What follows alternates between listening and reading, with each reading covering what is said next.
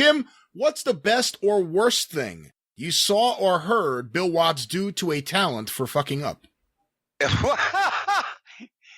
Well, it depends on what you would call the worst.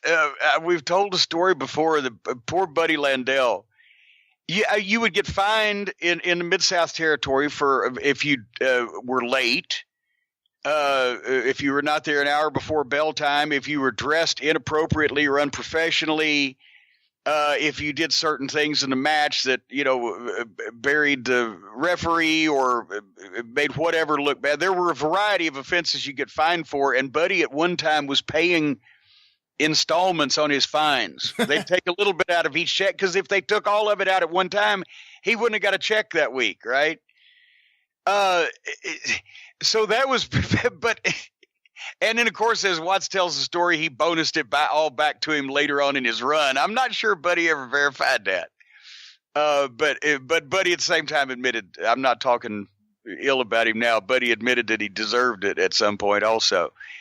The worst thing, Watts's verbal belittlings, it was like a football coach atmosphere, or possibly even armed services drill sergeant fucking atmosphere, where the worst thing that he could do was tell you fucked up, and especially if you had fucked up so drastically or just in the proper environment, such as promos, when he would fucking blister you in front of people. That was, I think it would have been better if he'd have just beat you up than because you'd feel, 6 inches high. But that's how we learned. That's how I learned a variety of things not to ever fucking do in my life from seeing other people doing them and him commenting on it.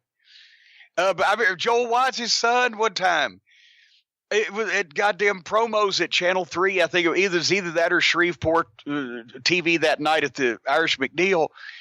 It was the Midnight Express and I's favorite phrase, "Joel, you blithering idiot," in front of the whole fucking locker.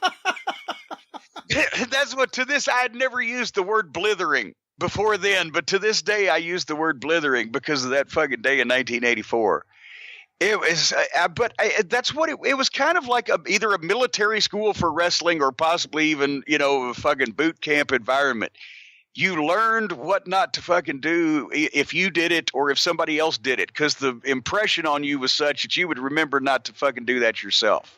Did Watts ever get on Grizzly that you saw other than goosing him?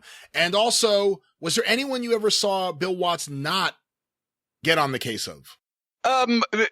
Actually, I wanted to say one time that I was one of the only people that ever worked for him that never got fined, but then I went back through my fucking paychecks and I got fined once for being late. I remember it was a bad day at a long spot show, Hughes Springs, Texas. Nevertheless, so I got fined once. He never really yelled at me. I was lucky in that, once again, because I, did not want that to happen.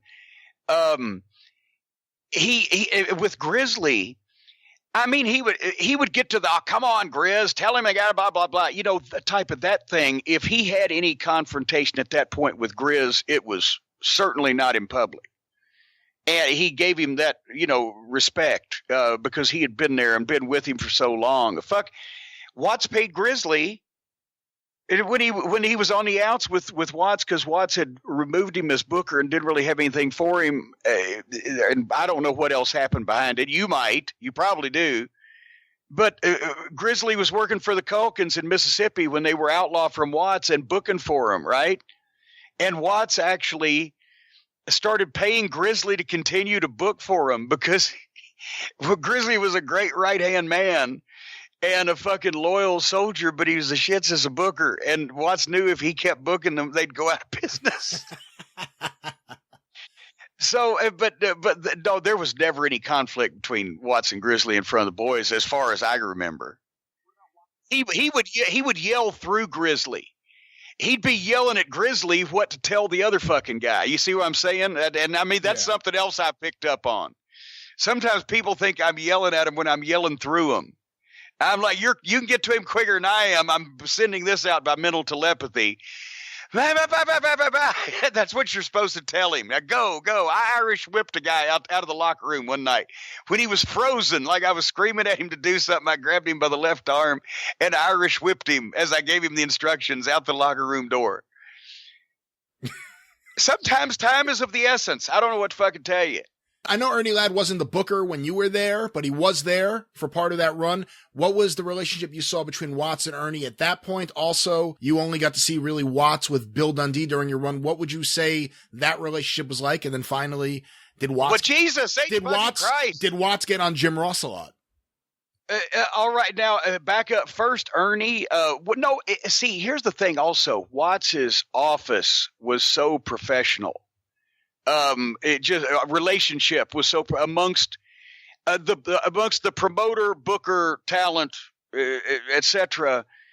He would never show whoever his booker was or somebody that he had the respect of an Ernie Ladd, or there wouldn't be conflict in front of the boys. He might fucking ream them.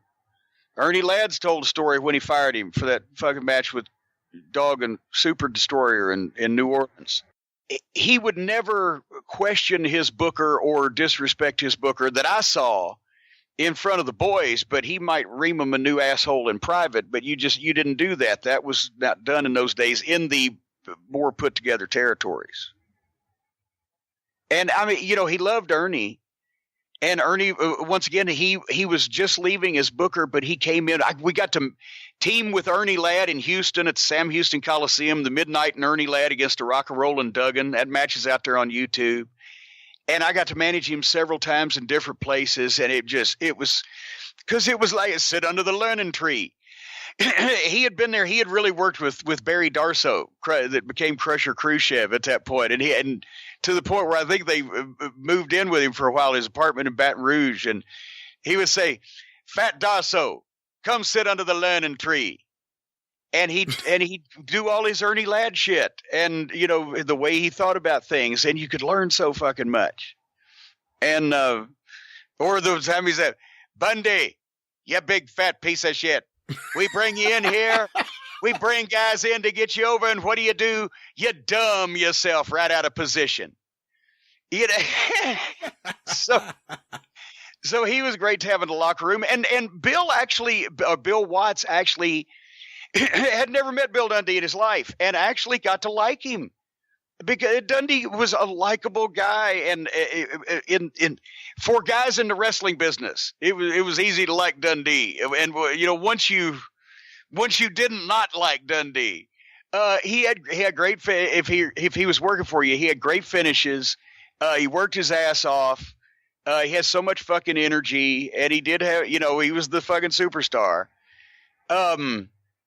So in that respect, maybe for guys that work with Dundee a lot, it wasn't easy for him. But in that respect, I thought he ended up liking Dundee well, and he made him a ton of fucking money.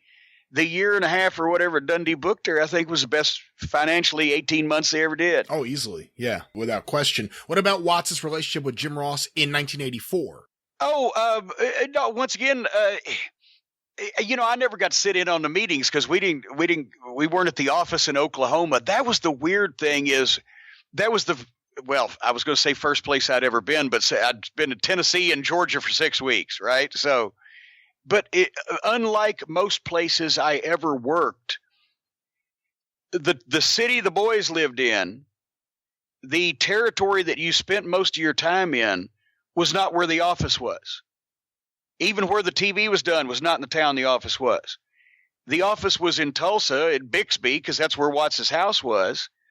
And JR and Joel Watts and Watts himself would work out of there. And you only really saw them at TV or at the Oklahoma shows. So we were that's why Grizzly Smith was on. Nobody had diarrhea that Grizzly Smith didn't know about. No girl ever got penetrated in any way that Grizzly Smith didn't know about.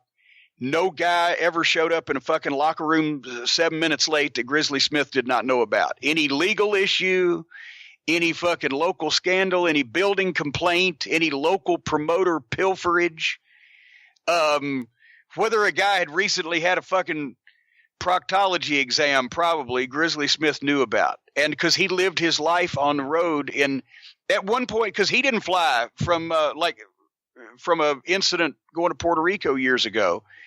He spent 4 days of his life in his car or in arena one time without ever being in a hotel in that territory. Wow. And he did that for years and years and years. It's no wonder he was somewhat warped in particular ways. But so that was how they operated out. So anyway, I wasn't sitting in on the meetings with Watts and JR, but JR had his respect there also, that's why he passed the torch pretty much that year, wasn't it? Where JR became a full-time broadcaster, and they were phasing Boyd out. It happened in about a 2-year period there. And he gave him the ball to run with there. They were actually, and in retrospect, I can understand why, but I don't know if this was the best thing. They were phasing Bill Watts out too as a commentator. Well, yeah, that's what I'm saying. They'd gone from Boyd to Watts and Boyd, and then went from Watts and Boyd to Watts and JR, and then to JR and Joel. And Joel. That's what it was. It was JR and Joel, and then the other week it would be Watts and Boyd. They would flip weeks. I think especially after the last Stampede, I don't think he wanted it to be too much about him at that point, because he'd burn himself out. And even when he had to come back a couple years later, it was not as successful because it wasn't. You can't do something that quick for the final time, that quick after you've just done it for the final time. You see what I'm saying? Right. But you needed Watts out there to give those passionate speeches about Titan sports and their fake chairs, and they don't really hurt each other. The dog couldn't cut it, so he was scared of Butch Reed, so he ran away. He couldn't take the competition. He turned tail and run. The dog turned limber tail.